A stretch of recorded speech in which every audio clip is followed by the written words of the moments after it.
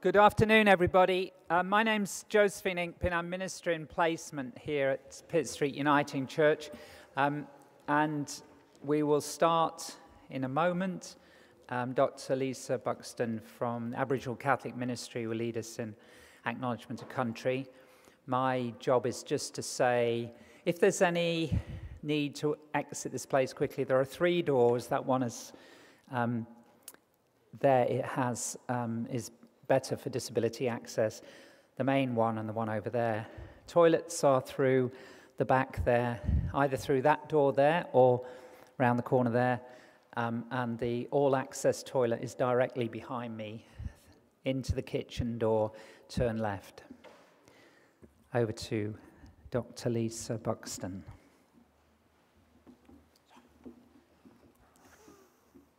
Jingari Walu, Naya Lisa Bunjalung Dubay. As a Ngunnawal woman of Bunjalung and a visitor to this country, I acknowledge the Gadigal people on whose sovereign country we are gathered this afternoon. I pay my respects to the ancestors of the 4 directions, whose footprints are embedded in country, and honour the elders who have gone before us, those who stand with us today, passing on their knowledge, our languages, and continuing to inspire the younger people. Their strength, their resilience, keep our songlines strong in caring for and looking after country. We listen to country, speak to country, dance and sing up country, care for country, visit country, and long for country.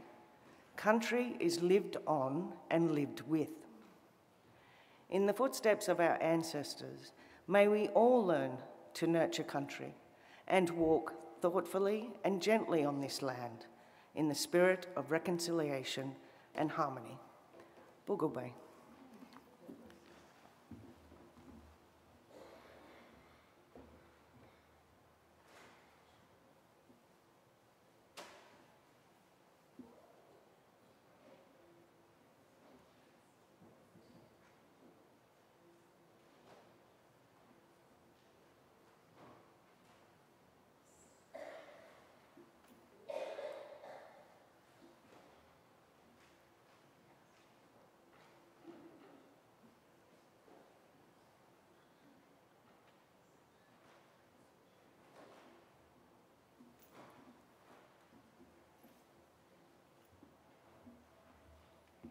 Sorry, I thought I was in a different order. Are you speaking? No, right. I'd also like to acknowledge the Gadigal people of the Eora Nation, on whose land we meet, and pay respects to elders past and present. Today's event is the second of a 3-part series done as a collaboration of Pitt Street Uniting Church, Eremos Institute, St James Institute and Wellspring Community, Australia. The aim of this series is to hear directly from Aboriginal presenters as they share with us some of the wisdom, knowledge and direction for living that Listening to Country offers. We thank all our partners and the many people who have made today possible. Information about our partners is available near the entrance of the church, and we hope you'll stay around when we finish for afternoon tea and further conversation. It is my great privilege and honour to introduce and welcome today's speaker, Professor Dr. Anne Pattel-Gray. This is the second in our series, Listening to Country, and today's subject is Aboriginal spirituality. Auntie Anne was born in the small Queensland town of Winton and is a Bidjari Kari woman. Her mother, Jean, was a loyal member of the Methodist Church. As a child, Anne experienced racism at school and was mocked by a teacher and fellow students when she spoke of her ambition of going to university. She was not discouraged, but in her own words, this gave fire in her belly. By contrast, Auntie Anne remembers the minister at Winton, the Reverend Jack Thomas, as a mentor who accepted all people equally. When Anne and her twin sister Narelle were teenagers, the family moved to Townsville, where they joined the first Aboriginal church in Townsville, led by the Reverend Charles Harris. Jack Thomas, Mother Jean and Reverend Charles Harris were powerful influences in her life. In 1995, she graduated with a PhD in religion from the University of Sydney with a thesis entitled The Great White Flood, Racism in Australia. She was the first Aboriginal person to earn a PhD from the university. In 1998, Auntie Anne went to India, where she was full professor and chair of department at United Theological College, Bangalore, until 2001. Excuse me. And there she received a Doctor of Divinity. Auntie Anne has had leadership roles in a number of organisations, such as Executive Director of Toowoomba College, Deputy Chairperson of Connecting Foster Carers in South Australia, CEO of Q Solutions. She's also head of the first Australian First Nations program at World Vision Australia. She's been a visiting professor at universities, including Iwai Women's University in Seoul, Gurukun Lutheran Theological College in India, and Spelman College, Loyola Marymount University, and Harvard University in the US. She is a campaigner and lobbyist for justice and equal representation for Aboriginal and Torres Strait Islander people. She was the first person to bring the details of the stolen generation to a large international forum at the World Council of Churches in Canberra in 1991. She's recognised as an expert on black theology. In August 2022, Auntie Anne was appointed as a Professor of Indigenous Studies and Head of the School of Indigenous Studies at the University of Divinity.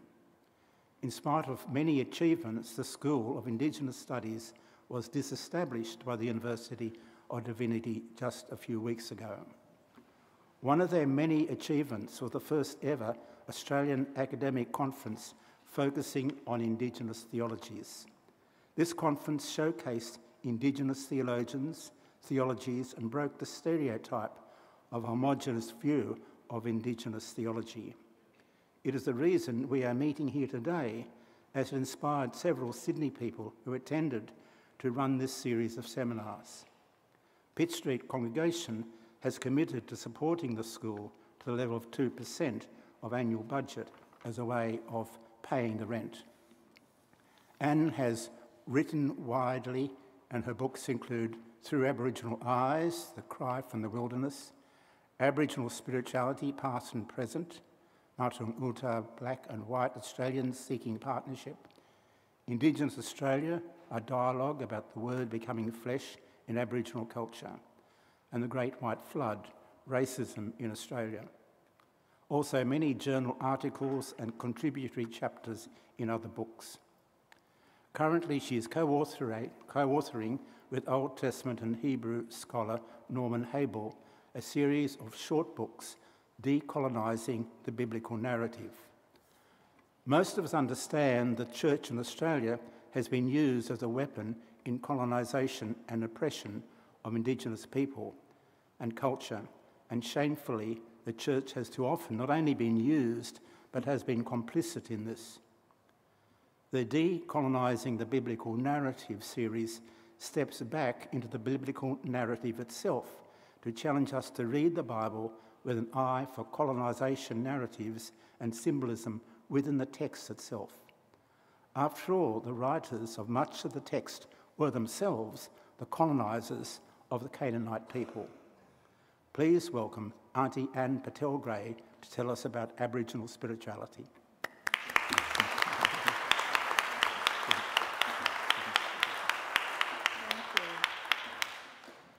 Oh, it's such a pleasure to be here, and thank you so much for the invitation to be a part of this series.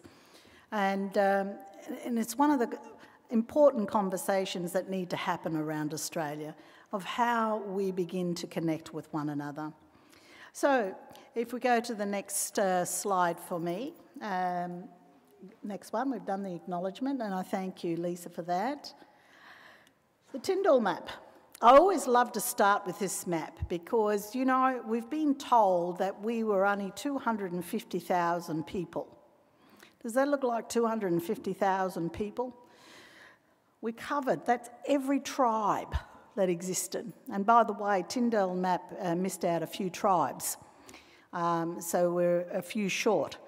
But look how we covered that whole continent.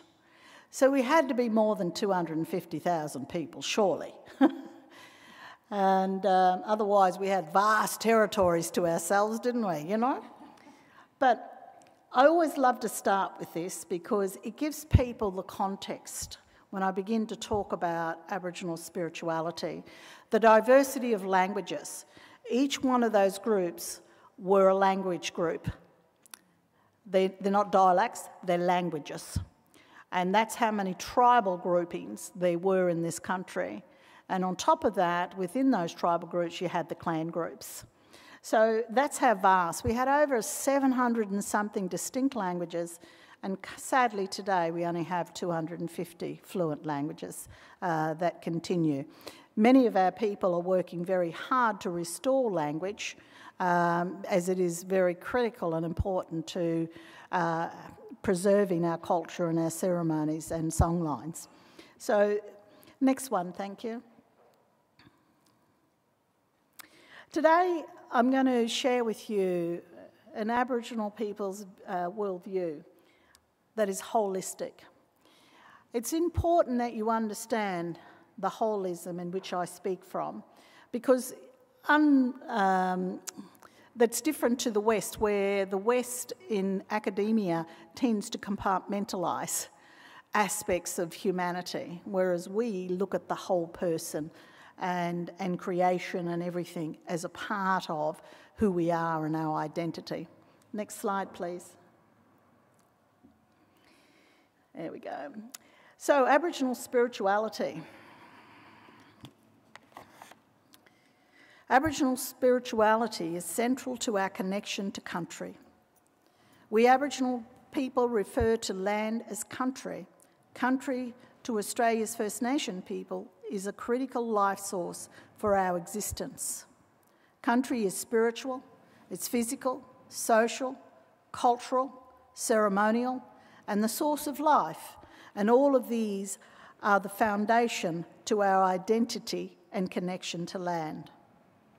As a First Nations scholar, theologian, author and activist, I have spent decades on my own journey of discovery to explore the rich religious, cultural and spiritual heritage of my people, and to affirm and embrace my people's teachings and epistemologies within the development of my own academic research. Aboriginal cosmology, worldview and epistemologies are core to a First Nations ontological quest and fundamental to what we know and embrace. The basis of this research is that we are one of the oldest living cultures in the world, and we have a deep understanding of the mysticism associated with the Creator Spirit, as this has been nurtured over 110,000 years. Australia's First Nations people believe we are created in the image of the Creator, and we have never ceded our sovereignty. Our spirituality has been based and nurtured over thousands of years, and as a result, we have a very intimate relationship with the land through the Creator Spirit and our spirit ancestors. Land is more than just a commodity, as land has far greater value than money. Aboriginal people view land as spirit, the nexus to our spirit ancestors. The law is carved into our land. Our ancestral narratives reflect this relationship, and our ceremonies give praise to our Creator Spirit and remind us of our obligations to one another, to land, to the environment, and to the whole of creation, to our law and to the responsibilities given to us by the Creator Spirit via our spirit ancestors. Aboriginal Christian leaders tell of their ancestral narratives that speak about our knowledge and belief of the Creator Spirit, who through I'm sorry, I'm distracted. It's like the drums are going off out there. Creator Spirit, who through our spirit ancestors formed and bestowed our world and forged our identity, culture and law. This process highlighted the relationship between Aboriginal people to the land, to the whole of creation, to our environment and the spiritual world of our spirit ancestors and the Creator Spirit, and how they were and still are all linked to each other and depended upon the interconnection. Our faith and the spiritual world were and still are the life force and the foundation of our life existence and survival. We have an intuitive sense of God as the Creator Spirit and our spirit ancestors as the wisdom teachers on country and as spirit. Creator Spirit bestowed upon us our land and entrusted this world to us, and we are to protect, care for and to rejuvenate our Earth Mother. The Creator Spirit handed down our law through our spirit ancestors, which dictate every aspect of our life and permeates our spiritual life and teaches us how to care for country and our obligations and responsibility to our kinship systems, religious and spiritual life. The Creator Spirit gave us our ceremonies, songs, rituals, in which to honour and remind us of the Creator's presence, and the Creator Spirit is always with us. What the coloniser failed to see was the rich spiritual life in which Aboriginal people lived, and the presence of the Creator Spirit in us. Their understanding of God was different from ours, and because of this, they could not see that we were a deeply spiritual people. The coloniser could not see past our blackness, nor could they comprehend our deep spiritual relationship we had and continue to have with our land. That is spiritual in nature, and that our connectedness was defined by the bestowal of land to us by the Creator Spirit.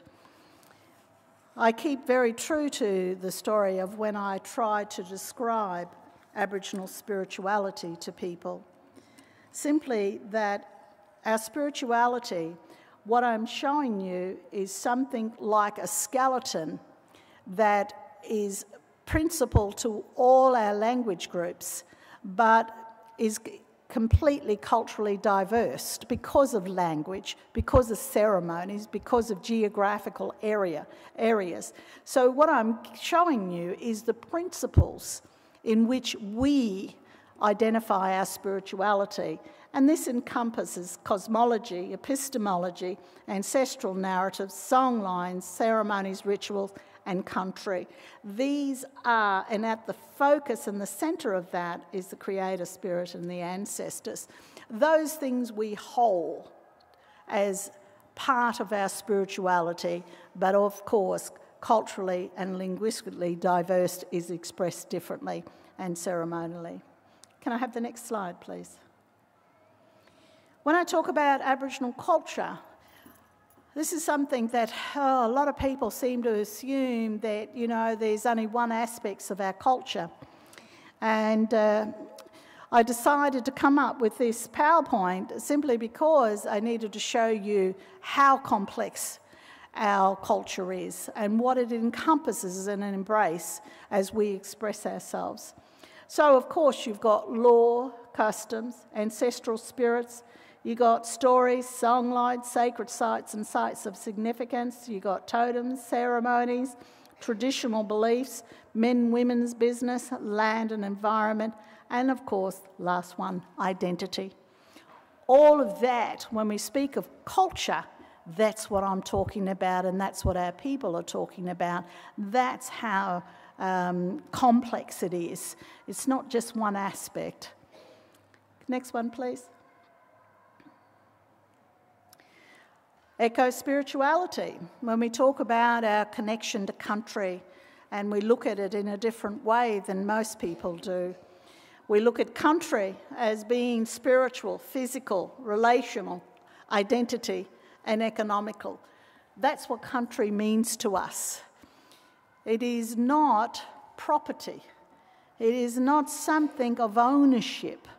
It is a connection that gives greater value to who we are as a people, that forms our connection through the spiritual and the physical and the relational. Land or country is quite often referred to Mother Earth. My country, my mother. And you quite often hear our people refer to country as mother, because that's how we view our world. When a lot of people say, why is land rights important? Huh? Well, that's why it's important. It's all these aspects that make us who we are. And when you take land away, you take away everything else. And then you see the brokenness that we see across our nation, Our people who are drinking, broken, homeless, because that's what's happened to them. When you take their country, you take identity, you take relation, you take physical, spiritual, everything.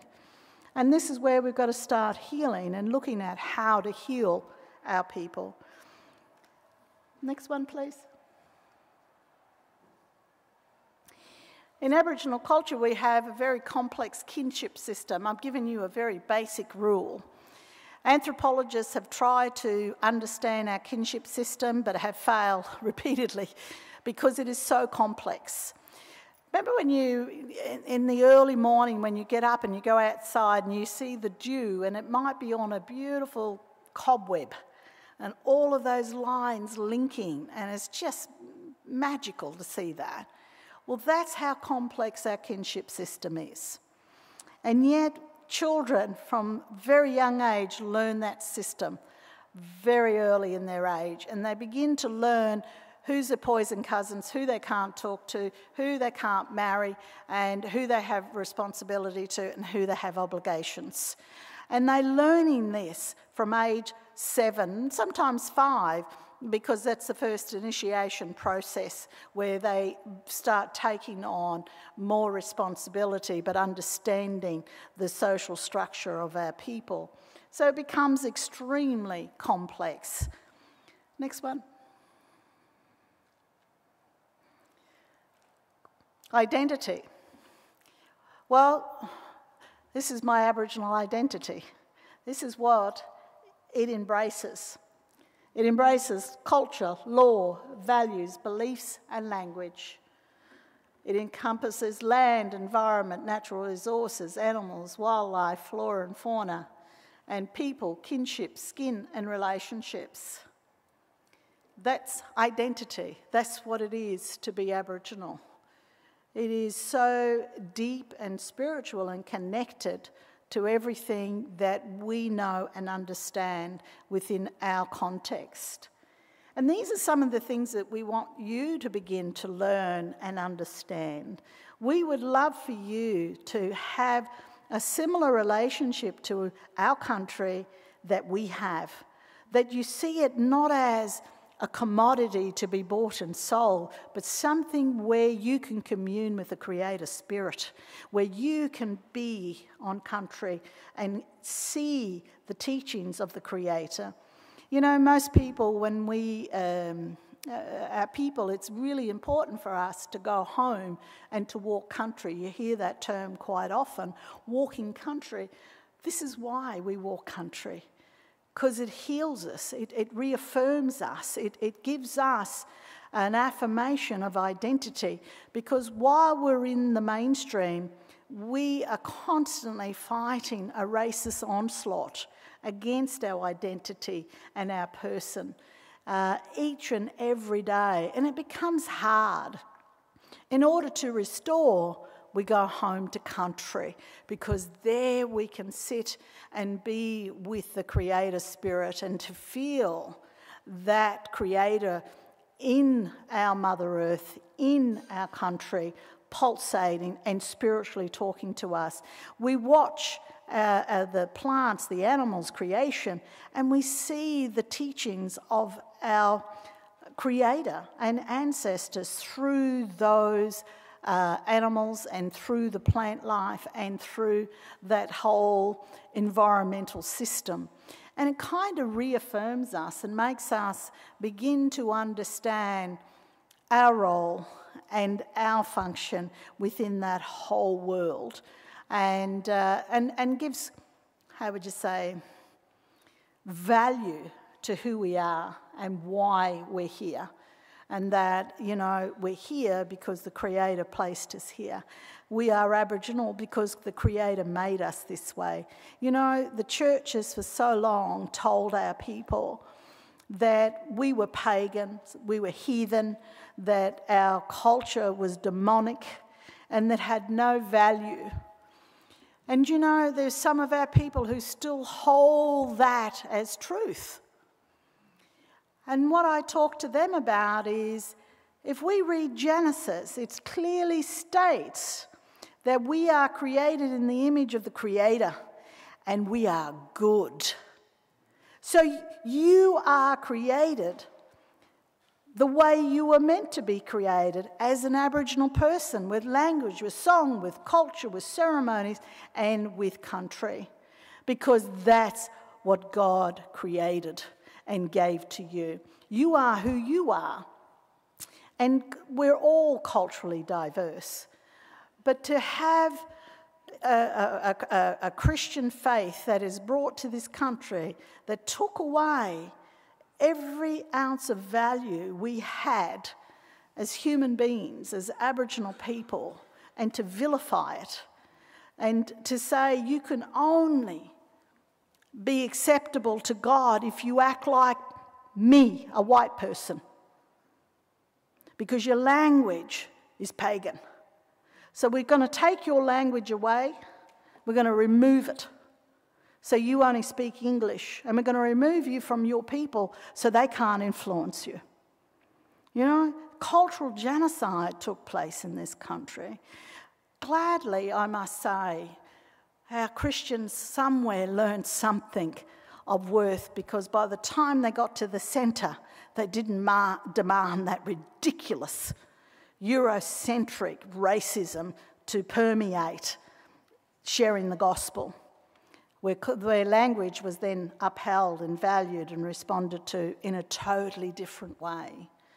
And I give thanks for that, because we all could have been lost to language, lost our language, lost our cultural connections.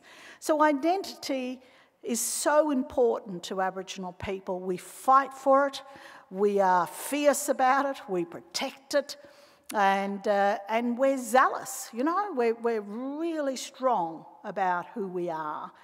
And quite often we're being questioned all the time. I have white people saying to me, oh, what percentage of Aboriginality do you have? Oh, you know, how offensive. Do I ask you, how much are you a British? You know, what's Celtic? What's Scottish? You know what I mean? You look at yourself as a European person. You don't put a percentage in. So when Aboriginal people, when we're confronted with such questions, quite often there's a force that comes back to you that says, I'm Aboriginal, because we're fiercely protective of who we are, and what we've got, we've had to fight for, because colonisation and missionisation try to take it all from us. So we're zealous about things like that and passionate. Next one, please. Next slide.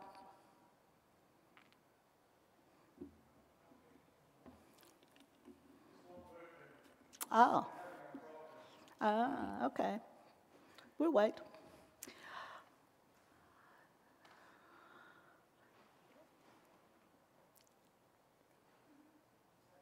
We're going to get there sooner or later. In our cultural system, I'll talk about some things while they sort out the PowerPoint. In our cultural systems of where we are, here we are.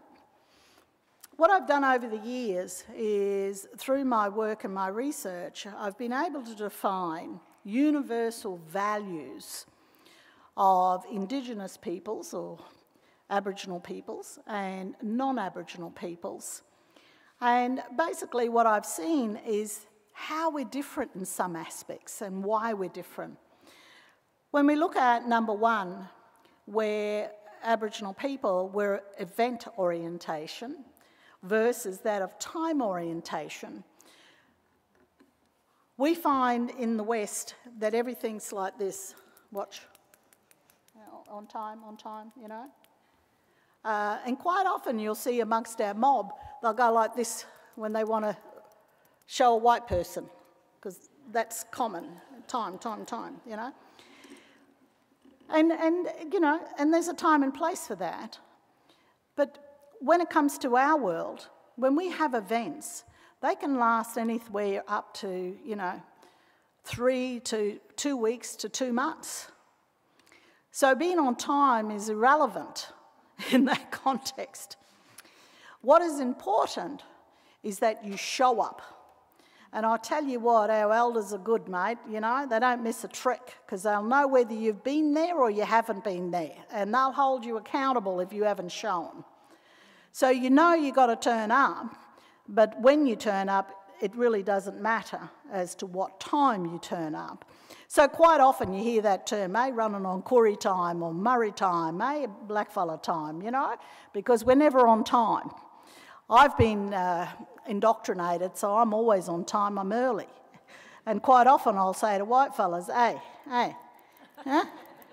You know, I'm on time, what's your excuse? So, you know, these are the difference about how we function and how we view things. It can be frustrating when you're walking in two worlds, and particularly also for non-Indigenous peoples, when you are trying to run on time and where our people don't worry about time. It can become quite frustrating. But you kind of learn to lean back and laze into it and just go with the flow, because it all works out at the end. Number 2, persons orientations versus task orientation. Look, for Indigenous people, for Aboriginal people, your person is what's important to us. Whereas in the West, it's the task, your ability, your skill set that is important to you guys. For us, this is where we just do not meet. We will look at your character. Your character is more important to me. Not just skill set, because you can learn skill set, but you can't learn character. You either have it or you don't. You're either a good person or you're not. You either have integrity or you don't. You know what I mean? So in our community, who you are as a human being is critical to us, because we want to make sure the knowledge that we pass on to the next person is being handed over to the right people. People we can trust, people with integrity, honour. All of these things are qualities that are important to us. And that's all about relational as well. It's being in a relationship with that person. And what happens is quite often, you know, governments fly in and fly out. They come in and talk and out again. They don't have a relationship with our people. And quite often, they're not people of integrity and trust. They'll say one thing and go and do another thing. And unfortunately, I find that also in the church. They'll say one thing and then they'll go and do something completely the opposite. And then our people are like, well, hang on a moment, I thought we had an agreement, I thought we had an understanding, I thought we'd come to some consensus. And then we're blamed because, oh, we're being difficult. You know, you black people are difficult, you know, to deal with. Not a question of, oh, you know, our integrity or their integrity, but we're being difficult. Tasks for us in the Western world, and what makes it difficult when Aboriginal people apply for jobs, you're looking at qualifications, you're looking at skill sets, you're looking at everything, but you're not looking at the integrity of the person, the character of the person. And this is where we find it difficult, because it's our character that we want you to assess. Not whether we have this skill set or that skill. You can teach me all of that. But am I a good person that you're going to honour and pass this knowledge on to, you know? These are the things that we conflict about. 3, holistic focus versus dichotomistic focus. Again, from an Aboriginal perspective, we look at everything holistically. We look at the spiritual, the physical, the economical, the whole needs of a person. We find it very difficult dealing with the healthcare system that is broken up so in a dichotomistic way. This unit will deal with one aspect and another one will deal with that aspect, and then you've got to go over here for this aspect. Whereas if you look at a lot of our centres, our medical centres, they have everything all in one because we're looking at the whole person and what their needs are. And, there's no point in dealing with someone who has, requires to have kidney dialysis and everything else if they live 300 kilometres away from the nearest hospital. How do they do that? They've got to leave their community, their support network, and come into somewhere that is, very isolating. But not only that, they don't have the resources. Who pays for all that? You're talking about people who live in poverty to begin with. Number 4, you have status focus versus achievement focus. Again, this is another clash. In our community, your status is not, I can go in there and tell my mob, hey, I've got 2 doctorates and I've done this and I've done that, and they just look at me and say, so? That don't mean nothing to me, because it doesn't mean anything. My status is defined by who I stand for and what I do in community. That's how I'm judged, and that's how my status is defined in my character. Am I a person that is trustworthy? Am I a person that is honest? Do I keep my word? Do I follow through? Am I a person that keeps things confidential? All of these things about one's character. That's what's important. That's what raises my status. And that's what our old people are looking for. Can I pass on this information of knowledge?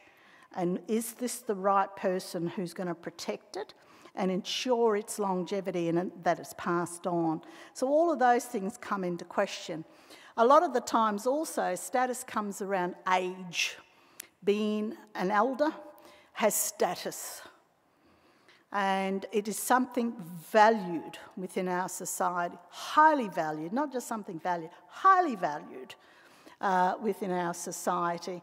So, love the grey hairs? Huh? I'm trying to get that status, You don't diet. So, when you look at that versus achievement focus, as much as we love to acknowledge, the Western world is all about, the Olympics. Hey, let's talk about the Olympics. How many goals we got? How many this we got? And it's always about athletics or about sporting. How many you know? How many black academics do you know? Not a word about the black academics. Not a word about their success or the achievements and what universities, whether they're pro-VCs or, not a word. And what makes it sad is that in our world, our children are encouraged to follow sport. Sport's good, but we're all not going to make it to the big football team, and we're all not going to be Kathy Freemans, and we're all not going to be Yvonne Goolagong's or Ash Barty. So what else do we have to fall back on? Our education, and that's what's important. So when we talk about achievements, it's somewhat different to the West. Although today, many of our people, what we're trying to highlight today is some of that Western aspects of raising up our role models and achievers within academia and other areas of society other than sport. So our children have role models that they can aspire to and know that people have gone before them. So these are some of the things, but it also is good for non-Indigenous people to know of the success of Indigenous peoples within these arenas as well. We're not all good runners, eh? Number 5, non-crisis orientation versus crisis orientation. Hey, when I started in the church back in the 80s at the national level, the first job I was asked to do was to do a 5-year economic projection. And I looked at him and I said, "Are you serious? How am I going to know what I'm going to have next year and the year after? Yeah, how do you do a 5-year economic projection? Please explain that to me." Of course, I've come to learn and realise that that's very much a part of church, corporate world, business, that they're constantly looking and projecting their economics as they go forward. It just wasn't one in my world that I understood until then. So, always looking at the crises. We're always planning in the non-Indigenous world for that crisis, whatever might come. Whereas in our world, we're not crisis-oriented. We don't focus on crises. We're not planning 5 years ahead where to store our native bush tucker and all of this. Well, we don't have the refrigeration and all of that sort of aspect to be able to do that. We live with creation and we learn from our environment when a crisis is coming. For example, up in what do you call it, Northern Territory, when Althea came through in 1975, Aboriginal community had read the environment, animals already gone inland, so they followed them. They tried to tell the non-Indigenous that something big was coming because all of the native animals were heading inland and that they knew there was a storm or something going to come. And that fell on deaf ears. People wouldn't listen to them. But anyhow, they went inland. And I think it was about 3 months later, Althea hit and wiped out Darwin. And that's how devastating it was. And, you know, even to this day, they still didn't understand what the Indigenous peoples were trying to tell them and trying to give them warnings that this thing was coming. But they just totally ignored, you know, what they had, their knowledge and what they had to share, which could have been quite different. We're non-crisis in the sense that we are more spiritual. That, you know, Mother Earth, Creator God, whatever comes is coming on a spiritual discernment or basis. And this is happening as a part of evolution, a part of the environment. It's not something we can control, but we know how to read the signs and know when things are coming and where to go when we need to go. Number 6, exposure of vulnerability versus concealment of vulnerability. Us blackfellas, you do something silly in front of us, we'll have a good belly laugh. We'll laugh at you and point at you and go, you know. We think it's hysterical. And we share in your vulnerability when you do something. And lo and behold, in the Western world, we tend to conceal someone's vulnerability. I was at the, we had the first, African-American ambassador here from the US back in the 90s. And he was hosting an event in his facilities. And it was wine and whatever else that goes along with it. And this non-Indigenous woman was coming up the steps in these really high heels. I remember them old high heels back in the day. And as she stepped up, and she had a wine glass in her hand, and as she stepped up to the floor, she tripped. And luckily someone was there and grabbed her so she didn't fall smack on her face. And the ambassador and I just happened to be looking her way. And we went to burst out laughing, and then we realised everybody else was turning their backs, you know, and looking elsewhere and talking as if they didn't see it. And but our culture was to laugh. Anyhow, we closed our mouths and done this and kind of chuckled underneath our breath. because we didn't want to embarrass the woman. So, you know, these are the difference between our culture, where we'll highlight your vulnerability in the sense of you do something silly or you fall over, you know. Okay, next one.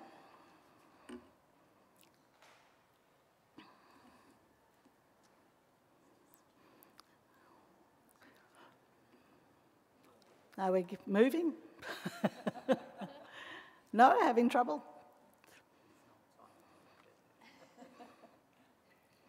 I'll tell you a story while we're waiting for the next slide. My ex-husband was Cuban-American, and we were up in northeast Arnhem Land meeting on country with our mob. And while we're up there, they, of course, separate us. He goes with the men, I go with the women. And he happens to be a germaphobe, eh? OCD. And they're taking him out hunting. And I said, whatever you do, don't shame me. You step up and you be a man and you do it right, but don't shame me. Don't go, I'm not touching that. And he said, I don't know. Anyhow, he went off and I went off. And we came back that evening with all of our food and everything to cook and share around the fire and storytelling. And one of the things that we do around the fire is we tend to, excuse the expression, take the piss out of each other. So you'll have people dramatising and acting out some things that went on that day. And they were sitting there anyhow. All of a sudden, one of them got up and started doing this whole skit and scene, and I quickly realised who it was about. And he's sitting there and saying, what are they saying? What are they saying? Because he couldn't understand the language. I said, oh, no, they're just telling a yarn, eh? No, don't worry about it. And I was in hysterics. I had tears, and look, it was just so funny, the way these guys can depict someone and take them off, and not in a cruel way, but in a joke way, and just to highlight a part of a story process. But to this day, he never understood they were talking about him and enacting some of the things and over-dramatising some of his actions that he did that day. Okay, now we're in Australia. This is the difference between us. Some of these ones you've already seen at a universal level, and some of these you haven't. So when we look at less time-conscious versus compulsively time-conscious, well, we've already been through that, you know, the difference between that.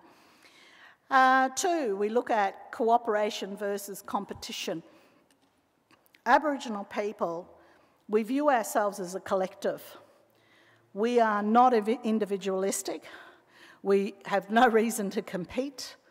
And it's our collaboration and cooperation that allows us to survive. And therefore, you know, the whole caring and sharing motif that we have within community is critical to who we are. When we go out hunting, we go out as a tribe or a clan, and we might go different ways and to get different food sources. And the women will do the same. We'll go in different places to get the food sources. And when we come back, we share those food sources equally amongst our people on a whole. And our children are taught that as well. So, you know, these things are really important. Within the Western world, there's a drive for competitiveness. You know, some of it's greed, you know, can I get more, you know? And as I say, at what point how much money does one need or property before you're satisfied? Sometimes there's no satisfying one's greed. But it is the opposite and the difference between who we are. Aboriginal people now in the sporting world compete. So as we walk two worlds, we're able to walk these worlds with some difficulty, but we're there competing in those worlds with some confidence and some balance. Particularly when we look at the football area, we look at, you know, athletics, we look at the different areas that our people compete in as a part of that. But normally, back home, it's cooperation. It's how we do things and how we collaborate. Number 3, low value on property versus high value on property. Look, again, we're walking two worlds. And this is where our struggles are for Aboriginal people, is walking those two worlds. And that's what I'm trying to help you understand, what pulls we have when we try to walk in two worlds. And sometimes it's very difficult for us that some of our people say, oh, it's too hard, I'm going home, I can't do this anymore. The cultural weight that we carry in our non-Indigenous world is humongous. And it carries a lot of responsibility and a lot of obligations that you don't see, that you don't understand, but it's what we carry every day into our life when we walk these two worlds, and it's difficult. So for many of our people, low value on property is, as I said, we don't see land as commodity. Land is family, land is kinship, land is spiritual, land is physical. It's everything but commodity to be bought and sold. And that's our difference. Today we have, because we're walking in two worlds, and there's nothing wrong with that, we have our people who own property and who aspire to have the Australian dream. And there's nothing wrong with that. But the difference is that pull of our cultural background that pulls us both ways, and our people view it different. For those who are here that are non-Indigenous, when you own country or own land, our fellas say, what, you think you're too good now, You know, you're like a white fella now, you own land, Because they don't understand, do you know? And there's, as I said, there's nothing wrong with that. But for our people, it is a difficult concept to understand, particularly for traditional people who aren't walking these two worlds so much as we are. Non-Indigenous people have a high value on property. It is the Australian dream for everyone to own their home, and one that's getting further out of reach today and becoming very complicated for a lot of people. But there's nothing wrong with that. It's just, again, understanding we're walking two worlds. 4, honour age over youth versus honour youth over age. As I said earlier, age is highly respected amongst our people. It is where the knowledge, where the wisdom and experience of our people who are aged come with. We value that knowledge, we value what they can bring to us and that wisdom as young people. You quite often hear we sit at the feet of our elders, and that is literally true because they're teaching us not only about culture and knowledge and ancestral narratives, that they're teaching us how to behave, how to treat one another, you know, and how we are to retain our pride and our Aboriginality and what that might look like. So that's really valuable. And what I find in the Western world is that youth is something that's honoured. Now, I look around the room, there might be some folk here that mightn't agree with me, but, you know, might feel discarded in some way because of age. But youth is highly valued within the Western world. And quite often, those that are mature, that come with knowledge and experience, are quite often pushed out as being too old, irrelevant, we've got new technology, we've got new information. But these people hold the knowledge of institutions. And when that's gone, it's gone, you know. Young people don't have that knowledge. The older people have that knowledge. So, you know, again, when we look at these worlds, the difficulty in which we work in, and I think in some ways Australia is beginning to learn or understand the value of its older generation, because now it's trying to figure out how to pull you back in because of that knowledge. I don't know if it's too late or the horse has bolted, but I'm just glad that they're realising that the older generation is valuable and extremely valuable to us. I look at my mother, who has full dementia, and she's in the last legs of her life.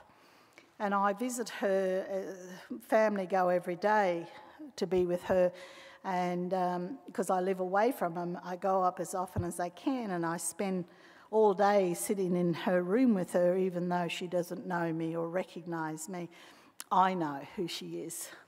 And the fact that I can have that time with her is just so valuable to me right now, because the day's going to come where I won't have that time, and I won't be able to go and sit at her bedside and talk to her and sing to her and do all of these things, because that'll be taken from me. And in this place that she's in, there are families there, or elderly people who never see their family. They're just discarded like trash, shoved there, and no one comes near them.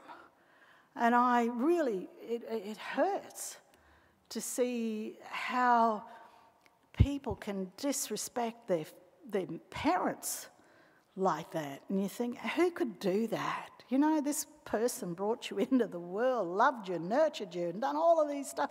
How could you not be here? And I have a foster daughter who has an intellectual disability, and she's always with me, and I've had her since birth, and she's coming up to her 18th birthday. And she hears these old people calling out, help me, please, someone, come. And she says, oh, Mum, can I go? Please, Mum, can I go see them? And I'm kind of worried about her because, you know, the institution might growl at her because she goes and shows compassion and love to these old people. But, you know, I say, sure, go and see what you can do and sit with them and talk to them. And quite often they're just lonely. They just want to be loved. And part of her voluntary work now is to go visit these homes and visit these old people and sit with them and brush their hair and put creams on or do their nails and things like that.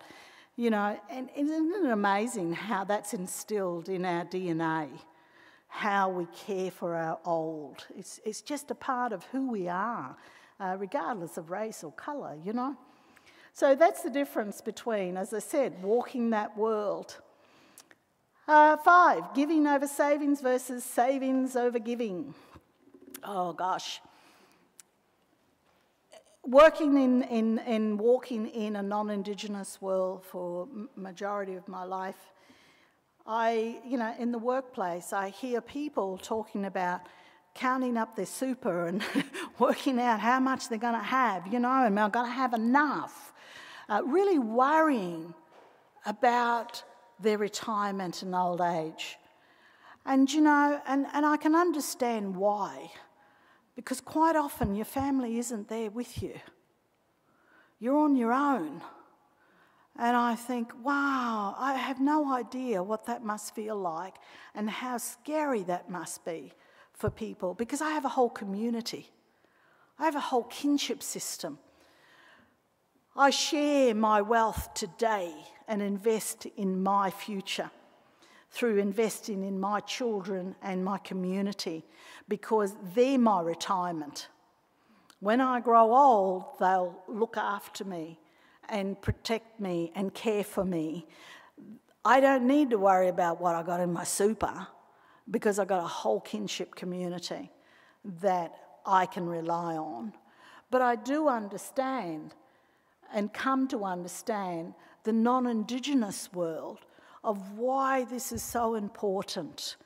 And I agree for you that, you know, there's no one there for you. And I do understand and why it is necessary to look at these nest eggs, because you come from a nuclear system, whereas we come from a whole kinship system, which is vastly different. 6, we have education and life application inseparable versus education now for life application later. In our communities, when we talk about education and life application is inseparable today, to now. We have 5-year-olds and 7-year-olds that are going out and catching barra. And I mean, that barra is bigger than them. The little bony legs trying to carry that barra back to the community because the fish is about this big. And they go and catch it with the old spear, you know. And these kids bring it back and they're contributing to the economics of the family right now. And that's what they're taught to do. They're taught from an early age how to hunt and how to gather, how to bring that food in, what is, the plant species, what's important, what isn't, what's the bush tucker, all of these things, the medicine. So our kids right now are already contributing to our economics from 5 and up. Whereas in the non-Indigenous world, you wouldn't dream of your kid going out and catching a big bloody fish and bringing it home and putting it on the table, would you? It's about preparing them, educating them for a future life. That whatever that may be, wherever they may be called. So, parents today, they talk about, oh God, how do I get these kids out of my home? Kids are staying longer and longer at home now because it's so expensive out there. And whereas with our kinship system, the kids, we don't like them leaving home. We like them to bring everybody else back in because it's that whole communal existence. But, these are the difference. We wait for our kids to get educated in order to be able to have a career and a life for themselves. Again, our children find it difficult walking two worlds because, where they wanted to be hunters and gatherers, they're then chastised for, truancy, not being at school. Whereas this cultural knowledge is just as important as what they're learning at school. So they find themselves in conflict quite often around this, and at times you find the rebellion will come out. 7, adaptation to environment versus manipulation of environment. Aboriginal people, we've lived with this continent for a long, long time, 110,000 years, and the knowledge that has been passed on generation to generation is just bountiful. And it's information that we, dearly want to share with you, but nobody is listening. Nobody wants to hear. When we see the floods, when we see the fires, there's land management that we have, environmental management that could make that world so different for you guys if only someone would listen to what we bring to the table. We wouldn't have a lot of the tragedies that we're having today, and seeing what people, are suffering and losing as a result of one's ignorance and lack of knowledge of how to live with environment. So things could be quite different. Manipulations of environments are these dams. We're building all these dams because we think, agriculture, beef industry, lamb, whatever, all need dams. And what they're doing is creating floodplains. And that's why we got the floods. That's why we have bushfires. That's why, because we're not doing proper land management, which Aboriginal people could bring to the table. And again, it's difficult because we're walking in both worlds, trying to share knowledge with people, but being rejected at the same time. We also don't build cathedrals, we didn't build cities, we didn't build all of these sorts of things, which also bring about the devastation to our country. But agriculture and farming and the cattle and sheep industry is probably the greatest, had the greatest impact and devastation. All of our animals were soft feet. When the cattle and sheep come in, they're hard hoof. And so the vegetation was torn apart when they were introduced into our environments. Number 8, acceptance of status quo versus questioning of status quo. In our community, Aboriginal people, when we're giving ancestral stories, when we're told of our ancestral narratives, ceremonies, language, we don't question it. It is accepted because it's given by elders that have the authority. Whereas in the Western world, going to university or schools, you are encouraged to question. That is not our world. So what we have now is conflict happening within our communities, within our homes, because we've got kids that are going to Western schools who are encouraged to question, and they're coming home, and when they're sitting with elders, they want to question their authority, their narrative, and that's unacceptable. It is just not tolerated. So again, our kids find it hard living in both worlds, because they're encouraged on one side to do this, and at home they're not encouraged to do that. So yeah, we have a lot of problems that arise out of this, and quite often it doesn't go down too well. 9, spiritual causation versus physical and personal causation. Again, we talk about the bushfires, we talk about the floods, and we look at them, and a lot of our people would say, well, that's spiritual, that's Mother Earth, that's the Creator. You know, you can't rob and pillage and rape Mother Earth without consequence. And they say, well, that's spiritual causation, because this is the Creator now, Mother Earth coming back. You can't do those things because there is a consequence. Whereas on the non-Indigenous side, the physical and personal, we go to science. We want science to give us solutions. You know, how do we deal with this? How do we deal with that? Rather than sit down and be with Aboriginal people to learn about how we can be one with creation and with country, and learn how to read her and be in communication with her through our spiritual lens, which is really important, because if you can learn that, you will view country in a totally different way. All of a sudden, you'll have that spiritual connection, that pull to want to sit on country and commune with the Creator. Number 10, we have emphasis on being versus emphasis on doing. Like the other one, it was about character. Emphasis on being, as I said. It's important to us. Who you are matters. How you present yourself matters to us.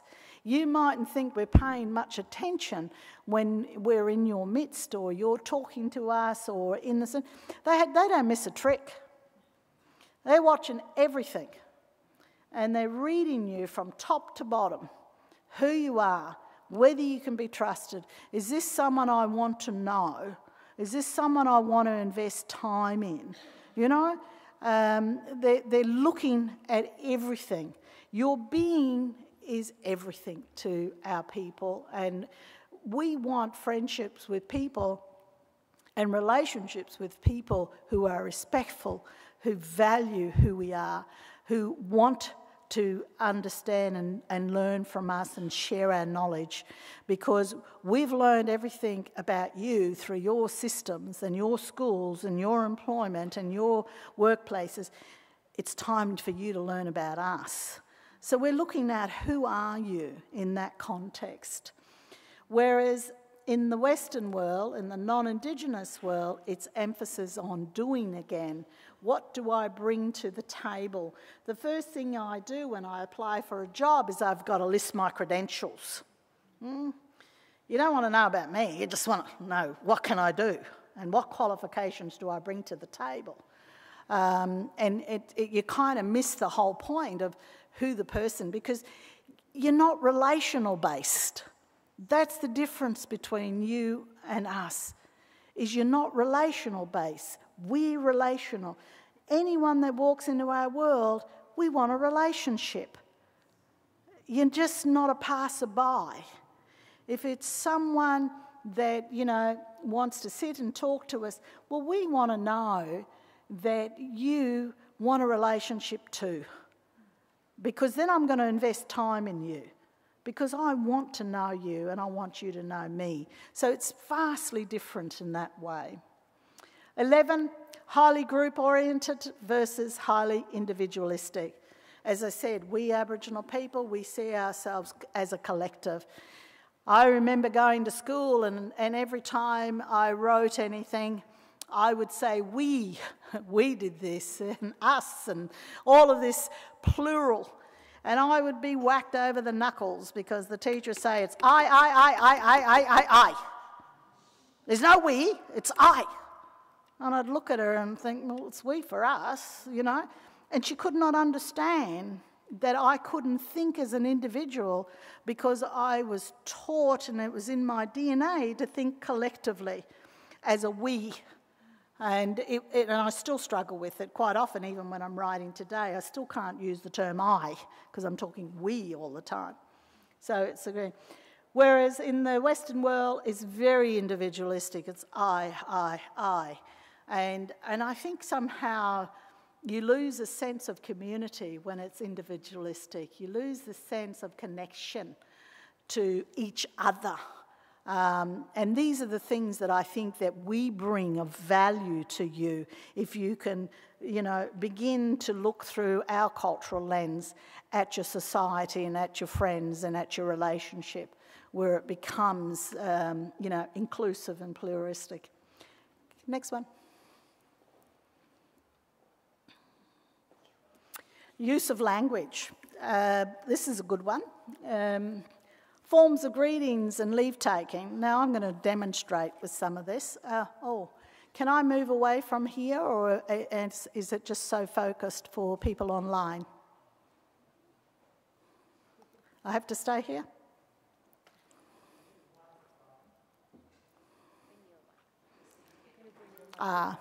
If you can get me a microphone, that'd be great, because I'd just like to demonstrate some stuff. The visual is far better than me just talking about it. Thank you. Thanks. Forms of greeting. One of the things that non-Indigenous people do is this. Hello, my name's Anne. What's your name? Robert. Oh, pleased to meet you, Robert. That's normal. That's cultural. That's you being respectful. Huh? But what you don't realise is how offensive it is to us. That's aggressive. That's intrusive. You're in my space. You know what I mean? So what we do, and what's a good way of meeting blackfellas, especially ones that don't walk two worlds. If you walk two worlds, we're a little bit more comfortable with it. But if we don't walk two worlds so often, we'll come up. I say, hey, g'day. My name's Anne. I'm Robert. Where are you from, Robert? Sydney. What country? Are you your people? The Gadigal Nation is my land where I live on, though it's not my land. I understand. So what I'm doing here is the first question we ask one another as Aboriginal people is, hey, where you come from? Who are your people? And I'm doing it side on because this is non-aggressive, non-intrusive. I'm standing alongside of you and we're looking the same way. I might look over at you here and there, but I'm not confrontational. And I'm not asking him direct questions. I'm asking about his country and his people, because those are the two things I need to know in order to know how I relate. Because that tells me, when you tell me who your people are and where they come from, automatically my brain's ticking, okay, they're from there, this is what is expected, and this is how I respond. So our DNA has automatic knowledge in our bodies of how we interact with one another and what kind of greetings and leave-taking we give to one another. If I am a woman, or if you're a man and you're going to greet a woman, you don't touch them. You might come up and say, hey, lovely to have you here, okay? And you're not looking direct at them. You're kind of looking past them or around them, but you're not looking direct at them. Women and men don't associate, okay, across cultures. And even at home, depending on who the male is, whether we talk to them or not, because we've got poison cousins that we don't talk to at all. Husbands don't talk to mother-in-laws at all. They do not communicate. So these are some of the relationships. So we're being very wary and knowledgeable about how we do things. If I'm a woman and I will do the same thing, I'll come and stand beside you. It's more likely, it's better if a woman comes and greets a woman rather than a man. But again, if you're comfortable walking in two worlds, we don't have a problem, okay? So it just depends on where people are coming from as to what kind of leave-taking and greeting is acceptable in this space. But you can't go wrong if you just come up beside and say, hey, welcome, lovely to have you here. You don't touch, you just put your hand out. Lovely to have you here. Well, what country you come from? These sort of questions and conversation. If they're feeling comfortable with you, they'll tell you their name. Quite often, I'm such and such, What's your name? Or you can give your name, it's up to you. So these are some of the conversations of leave-taking within our communities. Use of names and titles. I'll just turn this off for a minute. No, I'll put it here. Will it go there? Oh, thank you, Dad.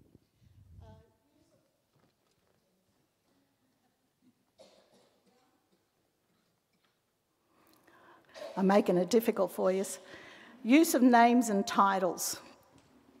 Again, you've got to be very careful because sometimes our people look older than what they are. And they get very offended if you use a term that's not applicable. For example, uncle or auntie. And if you're older than them, and they'll look at you and go, I'm not an auntie and an uncle. So always ask, what is the polite way I can refer to you? Ask them to tell you. They'll either tell you aunt, uncle, or they'll just say name. But ask them how they would like to be referenced, and because you want to show your respect and the cultural protocol that's appropriate. So they'll tell you. Titles, in my community, being a doctor, don't mean jack. Has no significance whatsoever. In the Western world, it holds significance, but in our world, it doesn't. What holds significance is my tribal name and my position and my skin. Those are the things that are significant in my community that has to be recognised. Deference to authority or seniority. Again, quite often you might be engaged in a community and the person talking to you might be delegated to be the spokesperson, but it doesn't mean they are the authority. They've just been delegated to talk to you. There's a power behind them, and you've got to find out politely who that power is, but you can't ask directly. So we make it difficult, eh? So you kind of need to be watching what's happening around you and who they're paying greater reverence to, because that's usually the person. And it's more than one person because it's elderships. So there's more than that. There's a few elders. But there's usually a person with authority. Eye contact. Again, eye contact, this looking direct in the eyes. If people remember me back in the day, and some of you here do, remember I used to wear tinted glasses? Who's here that was back in the day that knew me? Yeah, I always had tinted glasses on. That's because I didn't want you to have eye contact with me. I was uncomfortable. I really struggled with that direct eye contact. And I had to do it because I was walking in your world. And the only way I could deal with that is I had tinted glasses on. So you couldn't look into my eyes directly, and I felt more comfortable. And I did that for about 20 years. I wore them for a long time. Yeah, Isabel over there, you know that, the glasses. So that's one of the things that makes us terribly uncomfortable. When we have a relationship with you that has grown, we don't have a problem with eye contact when we have that relationship with you. But it's when you're a stranger we have problems, because it is relational. It is something that's intimate, you know? And to have a stranger looking at you direct is uncomfortable. Remember back in the day, and quite often you would hear people say, you know, they can't look at me in the eye, so they must be lying. Hey, how many times did you hear that? Our children are taught not to look in the eyes of an adult or authority. So when they go to school and they got their eyes down and they're not looking at the teacher, that's respectful. And what the teacher didn't understand is these children were being respectful. They interpreted it, or he or she interpreted it as being dishonest, and it had nothing to do with it. They were showing her the greatest respect and him by looking down, because that's how they're taught. And of course it might differ today, but most times you'll see our children with their eyes looking down, and that's just being respectful. It's not being disrespectful. Silence. Oh, look, we love silence, us blackfellas, eh? We can sit. Whew. You know, we talk Rosemary Ungermer, her day-to-day. We talk about deep listening, sitting in silence. We love it. But it's something that I found the non-Indigenous community are highly uncomfortable around silence. They think that something is wrong if somebody isn't talking, you know? Whereas our mob, we can sit with you and we don't feel we have to talk, you know? Just sitting sometimes together is enough, and just communing around us. But non-Indigenous people are very uncomfortable with silence. Some of us now, or some are now beginning to understand and embrace silence as a form of meditation, a form of spiritual, meditation. With us, we've done it for a long time because it's how we commune with the Creator Spirit and the ancestors on country, is sitting in silence and listening.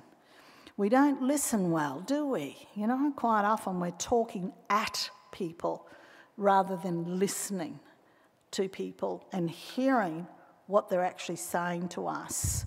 And it's something that we Indigenous people can do very well. Sexual matters.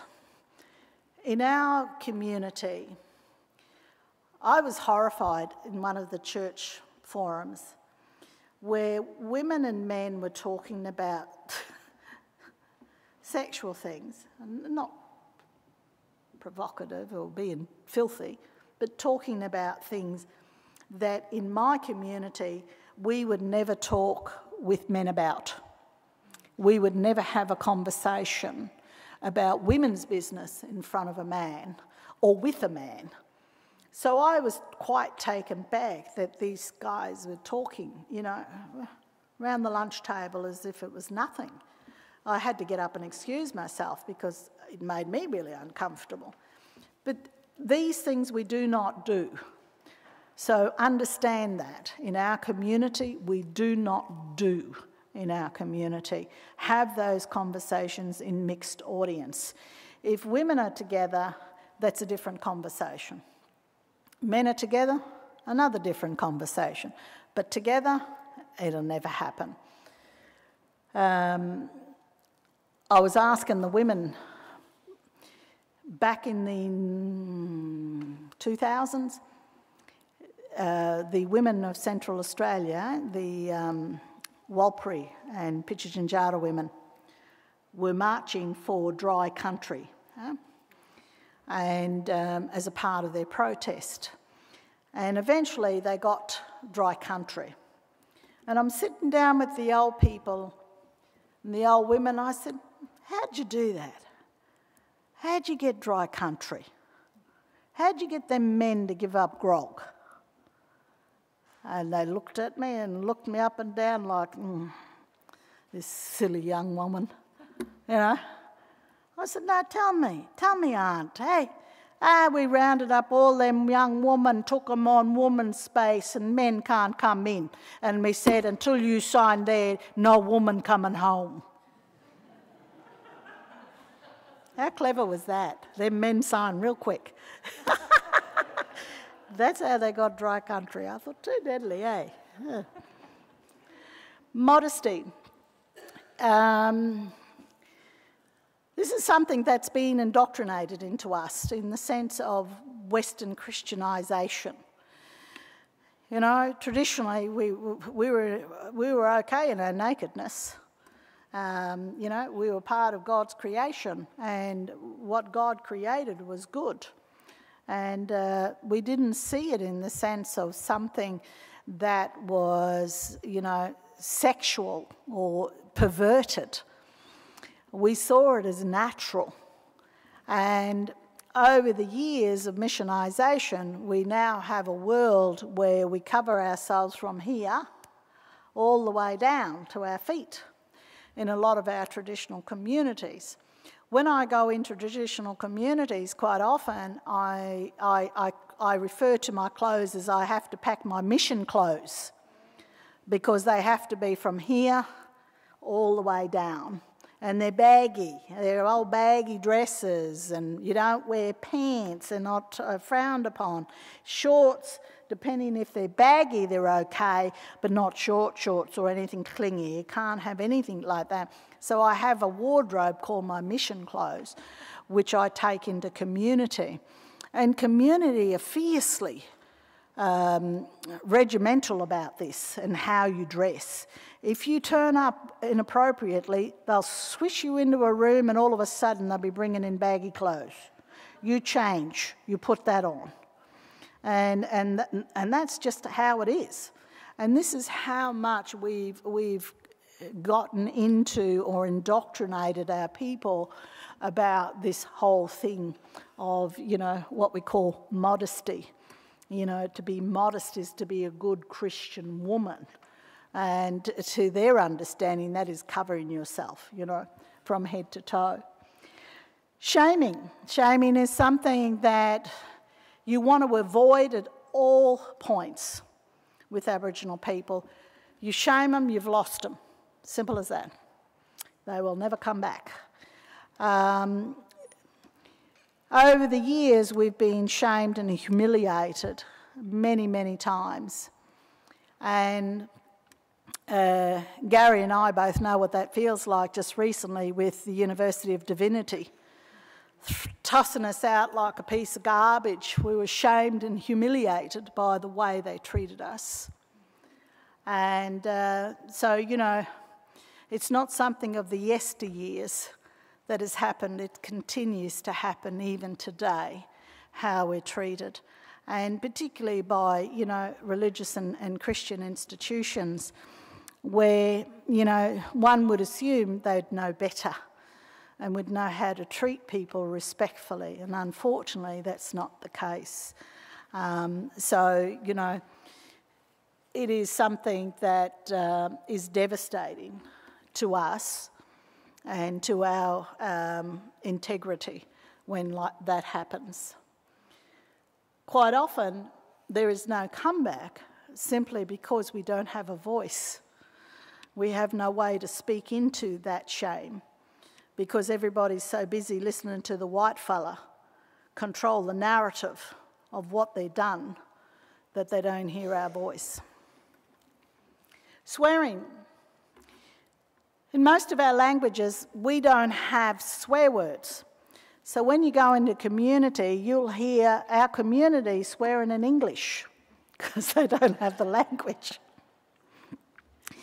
And it's quite I had the head of the Atlanta Scholars Press, the American Academy of Biblical Scholars, come to Australia wanting to visit an Aboriginal community, a friend of mine. So my sister was living on Palm Island, and I asked if she would host them on Palm Island in order that they could experience a community. And it just happened that the weekend, the week that they chose was pension week. And it's like, the blackfellas all know what that means. It's like, oh, that's the one time you stay away from community.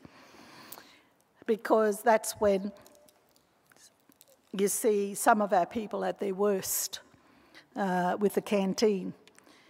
And in a lot of these communities, the canteen actually funds the community shire, and because they have no other resources. So it's a really horrible catch-22. Anyhow, they were sitting out on the patio while Judy was cooking dinner, and she heard a couple coming down the street, and she could hear them swearing at each other and thinking, oh my God, I'm mortified, you know. Anyhow, they walked past and they were saying horrible things to one another, shouting across the road at each other. And this gentleman, Richard, turned around and he said to Judy, isn't it wonderful hearing them talk in their language? Oh, it's so lovely. She was mortified. She thought, oh, Annie couldn't understand they were swearing at each other. Oh, my God, she said, I felt so relieved because I'm thinking, oh, the horrible things they're saying to one another. He didn't even understand a word because of their accent and their language, thank God. So that's part of the thing. In this younger generation, what I find, you know, in a lot of our community, well, in urban situations, you travel on a bus or you're just sitting having lunch, or you know, and you hear these young people, every second word is a swear word, and it's like, oh, you know, and they feel like I feel like they're beating me, you know, they're hitting me with a punch every time I hear this profanity out of their mouth. And it's just common amongst non-Indigenous young people. It's just, it doesn't mean anything. And I think, my God, what homes are they growing up in, you know? Do their parents even know they're doing this, you know, half the time? And when I hear my mom do it, growl them real quick. Hey, cut that out, don't be talking like that, you know? Have some self-dignity about who you are and carry yourself with pride. Don't be going into trash language. But it's becoming the norm amongst our young people, and I'm not sure how we change that, except, you know, pick it up where you can, when you can. Physical touch, as I said, okay, you know, for men, and maybe I ask Gary this question, you know, whether, you know, he feels comfortable where another man reaches out, touches him, puts his arm on his shoulder or whatever. But most of the time we don't want to be touched by strangers. If we don't know you, don't touch us unless we give the gesture. Huh? Because that'll tell you also how comfortable we are in your world, because we'll put the gesture out, or I'll hug or I'll kiss, because I'm more comfortable now in your world. But a lot of our people aren't. And so therefore always take, you know, a lesson from them. Look at them to see how they want to indicate whether they want to touch you. Directness in speech and in asking questions. Again, we don't go up and say, what's your name? Impolite, not done. We'll go up and ask you about country. We'll go up and ask you who your people are. We'll be very indirect in learning about who you are. And at some point, you'll say, hey, my name's such and such, you know? And that's okay. Then I'll give a name as well. But 9 times out of 10, we're not comfortable with direct conversation. I, however, have been lessoned in non-Indigenous world. I'm very direct. So I'll come up and I'll be very direct.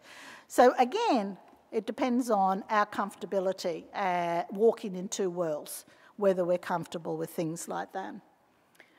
The right to seek and the obligation to impact knowledge. Again, this is an area where we struggled. Academically, we've had, scholars out there thinking they have the right to our knowledge, and then taking that knowledge as if it was their own and getting all manner of academic accolades and being recognised as an Indigenous expert, or, you have all the knowledge, so you talk for us, And quite often we see this continuing even today, where our people teach you fire burning, non-Indigenous people's fire burning. Those fire burners then will go off and act like they're the knowledge holders of that knowledge. And quite often they'll make big mistakes because they do not understand the practice of fire burning. And I recommend if you're looking for fire burners, don't go to a non-Indigenous, go to an Indigenous, because you're likely to have your house left by the time they're finished. I've seen where non-Indigenous fire burners and with rangers just scorch and burn whole acreages of land, and the damage is significant, because it'll be about 100 years before those trees grow to the length and the height and to provide the habitat that our animals need to have a home. So, as I said, you need to know what you're doing. Next one. I think this is nearly the end. Last one. Back again. Non-verbal communications. What a lot of non-Indigenous people don't know about Aboriginal people, we're experts at non-verbal communications. We are quite often, and we love the fact that you guys don't know we're experts. We love it, especially governments, because when we're meeting with governments, there's usually a big crowd of us and we're communicating through all of the meeting. And the governments don't even realise we're communicating and we're holding a position or whatever. We're absolutely skilled at non-verbal communications. We're very good at it. I won't show you what we do so you can see it, but I can tell you we're skilled and we can read that. Eye contact, again, as I said, it can be aggressive. But our non-skills, non-verbal, we can do it through eye contact. We can say how we're feeling, what we want, where we're going, all through eye contact. Facial expressions, same thing again. We're communicating. Sign language and gestures, they're very slight. Quite often you'll miss them. You won't see them. But we're communicating around the table or with people. And body language. We are brilliant at reading body language. We can summarise someone's integrity by reading their body language. Quite often, we've learned to do this over the years, particularly with pollies and missionaries and church leaders, because they come with a friendly face and a friendly smile, but their body does not reflect the genuineness of what they're saying to us. The body tells us that they're not genuine, they're not being honest, they're not being truthful by the way they present themselves, and we can see that. And quite often, you guys will say, oh, wasn't that good, oh, that was such a good speech, or that, and our people will go, because they've read something different. And as I said, with government apologies, and church apologies, they're empty unless they're followed up with action. Reparations, justice, some form of process. Us blackfellas have heard countless apologies, but what we haven't seen is justice. What we haven't seen is the action that comes with that apology. And as I said, that then questions one's integrity. So when we have the churches apologise and not follow it up, I have to say, gee, which Bible are you reading? Because my Bible talks about justice.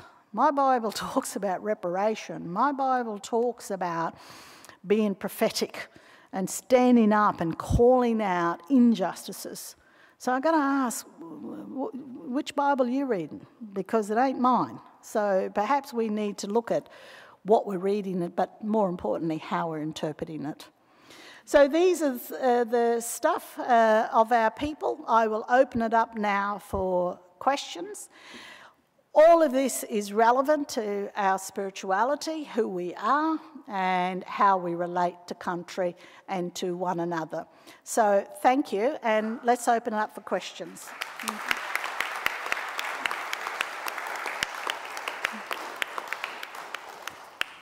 A roving mic there for anyone? Thank you so much, Professor Patel, for your fascinating and really interesting talk. Could you just explain to us what the word Makarrata means? Makarrata is our Aboriginal word for justice, for treaty. It is the traditional word that comes from northeast Arnhem Land from the Gummidge people, and the Makarrata is a form of treaty. In our language. Yeah.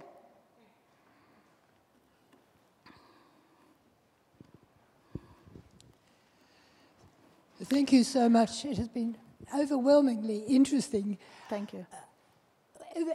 Every day I'll be somewhere and there is the formal acknowledgement of country. Do you have an opinion on what I perceive as a very glib use of the expression, but I may be reading it quite wrongly? Look, you know, the acknowledgement of country came about as a way for non-Indigenous people to acknowledge whose land they're on and to constantly remind them that they're on stolen land and it belonged to somebody else and that there isn't a treaty. And sadly, a lot of people and particularly in our churches, reject paying acknowledgement of country and paying respect. The acknowledgement of country and the welcome is a respectful process of protocols that belong to Aboriginal people. And we can tell when it's genuine and when it's not. Quite often, many of our people skip over it very quickly, like you said, it's glib, without any sentimental thought around what the significance of this acknowledgement means and what they're actually saying. I like it when I hear people actually add to it and acknowledge history and ownership of history and the call for justice and reparations. That's, to me, more powerful. But to me, it's important, and it's us who hold each other accountable on how respectful we are when we deliver that. If, by chance, you hear one that you don't think is respectful, then you need to question that and ask people's intentions about how they show that respect. So that's what will give the significance, I hope, in the long run. Thank you so much for your presentation. I was very disappointed myself personally with the loss of the voice referendum, and I was just wondering, I knew that the Uluru Statement from the Heart, it was given for the electorate, for the community to make that decision of recognition of Aboriginal people. But it didn't happen, and I believe that the majority of Aboriginal people in remote areas did say yes to it. Yes. So now the Prime Minister had been focusing more on closing the gap. Isn't that a disappointment from you when they don't, the Labour Party don't seem to want to carry out their it is unfortunate, the outcome of the referendum. I believe we should have had truth-telling first, because our country is ignorant of their own history. Because government have made sure, successive governments have made sure that you don't know it, in order that they can manipulate and control you and feed you whatever garbage they want to feed you. It's a political tactic. And sadly, what we should have done is done truth-telling, so people learnt their history and were able to engage in a healthy way in a respectful way around that history and acknowledge what that means for us as the current generation who can make a difference in our world. I know for a lot of us, Indigenous peoples, we kind of tend to, people say to us, oh, when are you going to get over it? When are you going to stop talking about it? It happened years ago. Well, they don't understand it's happening right now. Colonisation hasn't stopped. It might have stopped for you, but not for us. We're still being colonised by the church, by the state, by government, by corporate, by mining, because we don't matter. You can't come and steal someone's land and leave them destitute and in poverty, as this country has done, and then want to ignore that injustices as if it didn't happen. We're here as a testimony of that truth. And that's what the rest of Australia needs to understand.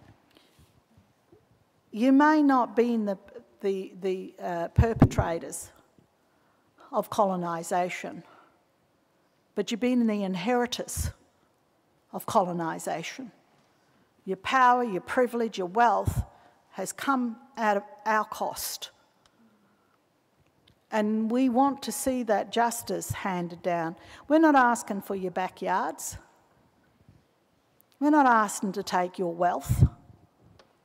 What we're asking for is government and churches to pay compensation and reparations for what they did, in order that you and I can begin a future of equality, of respect, of a shared acknowledgement that we have righted the wrongs of our ancestors, of our past, and that we forge a new future together in a respectful way on reconciliation.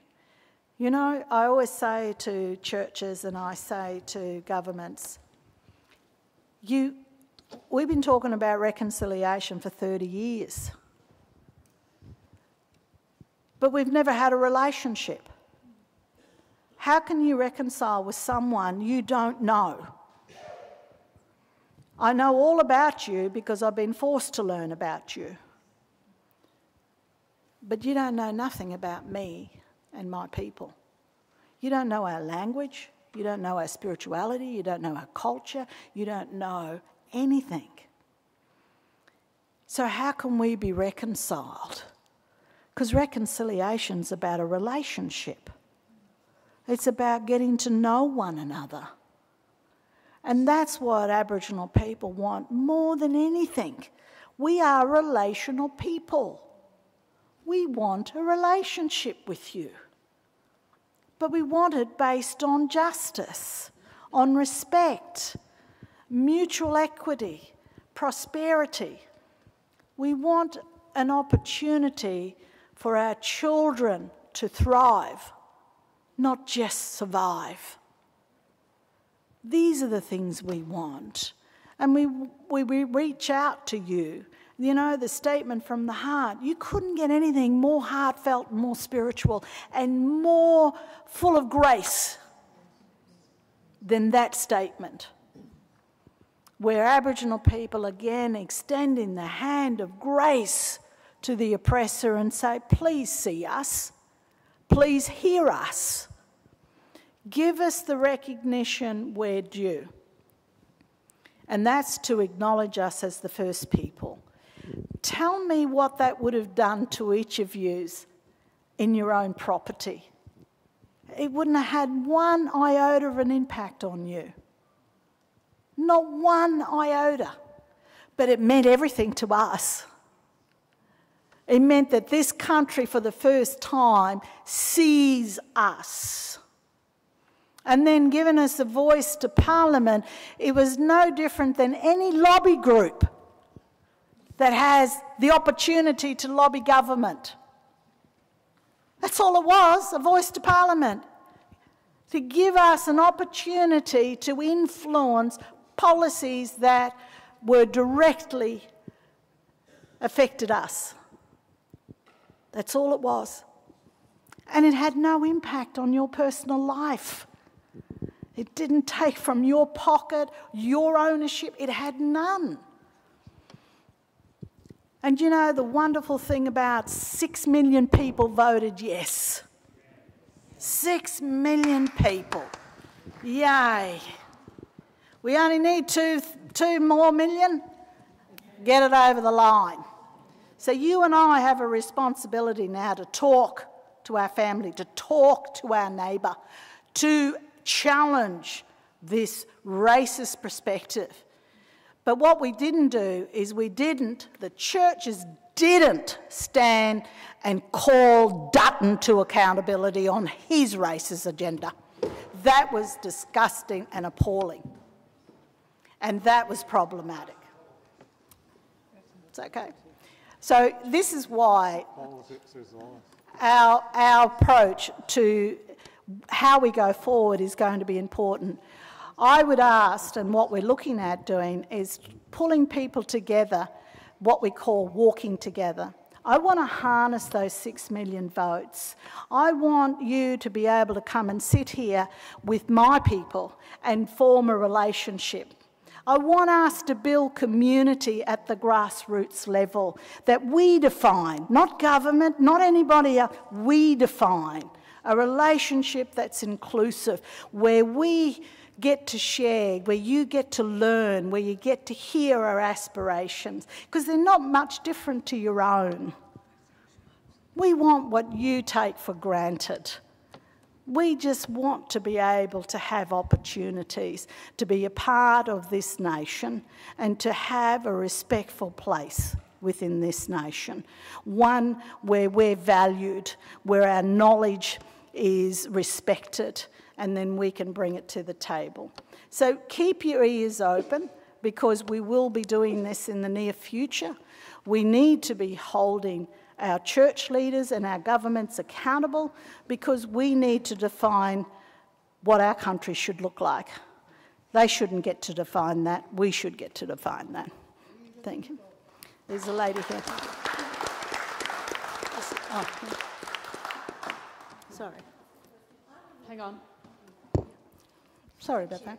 I'm a member of the St James congregation. I'm a member of the St James congregation, and I was absolutely astounded that some people gave that argument that our backyards will be taken from us. We'll be paying greater taxes. This is in the St James community that I'd come to love, and I just couldn't. I tried to talk rationally to them, but they weren't listening. And can you tell me the truth-telling? Was that the working parties from the Aboriginal community itself, did they want truth-telling before the referendum? Was it a total political thing to have it now? Yeah. Instead of waiting? Most of us wanted the truth-telling first, because we knew the country wasn't ready. Yeah. I grew up in Papua New Guinea, and I was there when independence happened. And it was widely acknowledged that it was, Gough Whitlam was forced into it by the UN. And it was too early. It was way too soon.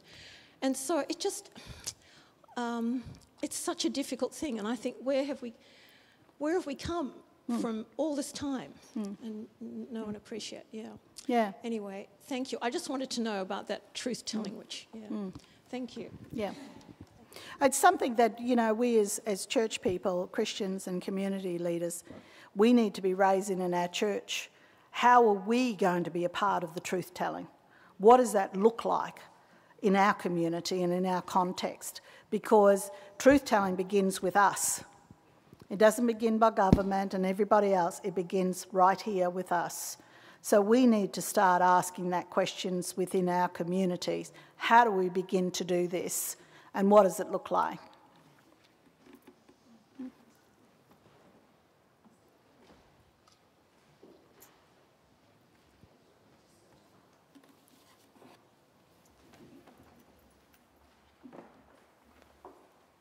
Thanks, Anne. You're welcome, love.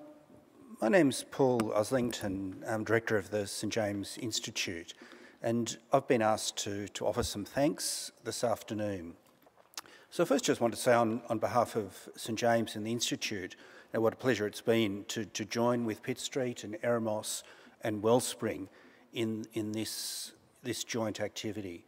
I really hope that in our city, and for me starting this year at the St James Institute, that we'll have a new spirit of working together as Christians in this have been placed in this city, across denominations, across political viewpoints, working together. So it's been a pleasure to join with you, and I just really love you to join with us too in some of the things we're doing.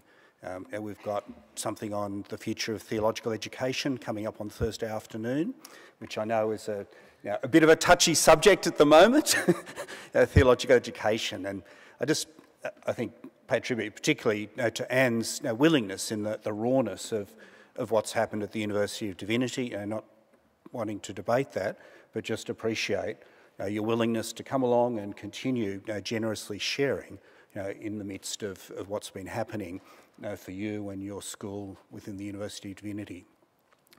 But I just wanted to offer thanks, particularly to Kate, who I know from watching all the very many emails has carried so much of the organisational burden, and to those at Pitt Street who've looked after all the complicated arrangements about filming and recording and sound, to those who've worked to provide the food that we'll be enjoying in a little while. But most of all, as I started to say, I want to express my appreciation to Anne for providing an Indigenous perspective.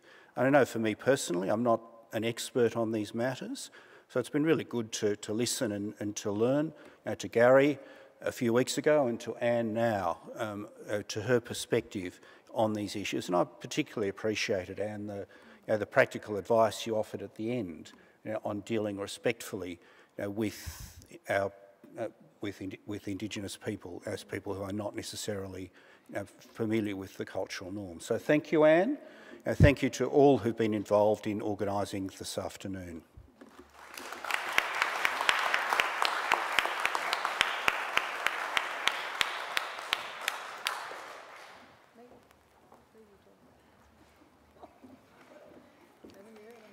My name's Joy Connor. I'm the co-chairperson of the Wellspring community, and Lisa is my co-chair. And we're both here today, which has been a wonderful afternoon. My job is to bless everybody and to give you some final announcements. But the first person I would really like to bless is our speaker for today, who has blessed us. So I've got a blessing and a gift for Anne, and the blessing is actually, I hope I can find it, I can, which has come, we've got a double-headed blessing for her.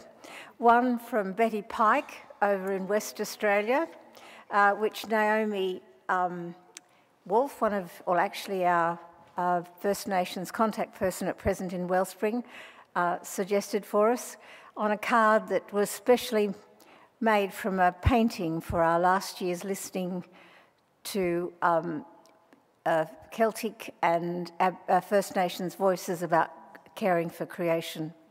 So this is a blessing especially for Anne. May you always stand as tall as a tree.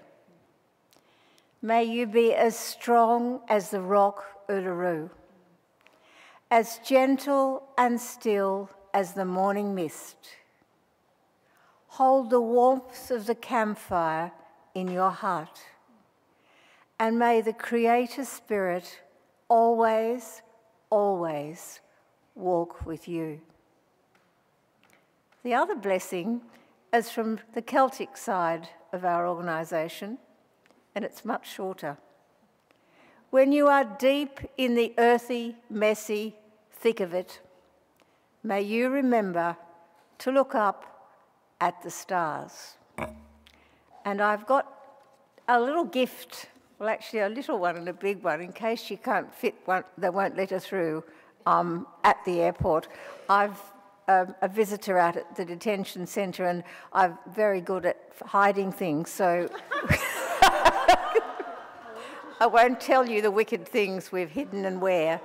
I know it's important if you go through official checkpoints to have things that you can hide easily, especially if you're well endowed at the top, you can stick them down your front. I've got a large lot of flowers and a small one. And these flowers have got, I won't tell you all of their background, but I brought some grevillea from my place, which is in the mountains, some of the Aboriginal people say, is about never giving up because they'll grow anywhere. And I thought that would really suit Anne. And some of the wattle that started in my garden, and the wattle has been a medicine, and it's also been used to make tools because it's so strong. And I've also brought a few from our colonial times. Daphne, because it smells beautiful, and the plant was given to me by a wonderful Aboriginal lady, and a bit of rosemary for remembrance. So let's put our hands together again for Anne, and thank you.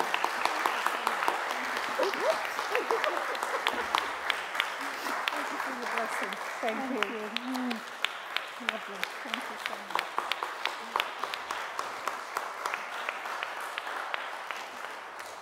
much. The next thing I have to tell you is, down the back, Gary is there with some wonderful books you can buy. And there's also books, I think, not from Anne. Okay, there's other books you can buy. There is information about Wellspring, about St James Ethics Centre, and about Eremos. All of us need members. You can't keep up the fight about spirituality and justice without us being together. And building communities around those issues is what this country needs. So they're down the back. Next thing I have to announce, I told you I had a few, is just remember that on the 8th of September, we have a lecture here. I hope I can find the exact details in case from 2 to 4 o'clock, and and it's Nathan Tyson, who is well worth hearing, and that is the 3rd lecture that we have in this seminar series. The last thing I have to do as the blessing and announcements lady is to bless all of us. But before I do, I think it's important that I thank everyone for being here. By just giving up your Sunday afternoon, either online or in person, you have said really strongly, it's very important for our whole country that we listen to our Aboriginal elders and we hear the spirituality which is the only thing that will save us from a disastrous future. Because the direction of the country at present, our attitude to our land, our attitude to what is important in life is horrible. It needs the spirituality of a whole culture that shifts us, and we have to learn it. And we have to build a country that cares about relationships and justice, not about having and being number one. So for being here, let's give ourselves a clap, and you can stamp your feet.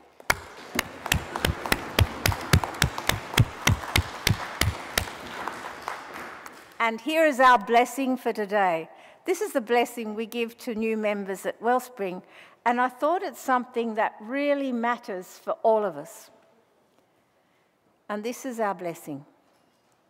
May the nourishment of the earth be yours. May the clarity of the light be yours. May the beauty of the mountains be yours. May the protection of the ancestors be yours. And so may God, the Creator, bless you and comfort you. God the Son walk with you, and God the Spirit embrace you and lead you with love. And all the people said, Amen. Thank you. Oh, the last thing I had to announce, I forgot about the food. There is amazing food from the wonderful Aboriginal catering company that's based in Redfern.